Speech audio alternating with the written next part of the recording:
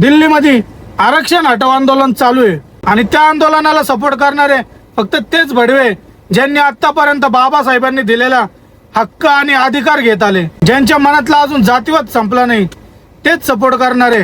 पण ज्यांना आरक्षण हटवायचंय त्यांना माझा एक साधा प्रश्न आहे, तुम्हाला आरक्षण दिसतंय पण हजारो वर्षापासून सामाजिक अन्याय चालू आहे, तो दिसत नाही का? मग शिक्षणामध्ये समान संधी होती का? नोकरीमध्ये समान संधी होती का? आरक्षण म्हणजे कोणाच्या ताटातून हिसकावून घेणं नाही। आरक्षण म्हणजे ज्यांना वर्षानुवर्ष संधीपासून दूर ठेवलं। आणि मी आरक्षणासाठी त्यांना पण रडताना पाहिलंय जे काही काळपूर्वी रुबाब दाखवायचे, जातीवाद करायचे। आणि म्हणून आरक्षण हटवायची भाषा करण्याआधी संविधान वाचा, इतिहास वाचा, मग बोला। आणि आरक्षणाच्या समर्थनात असाल तर कमेंट मध्ये लिहा, आरक्षण आमचा हक्क। जय भीम, जय संविधान।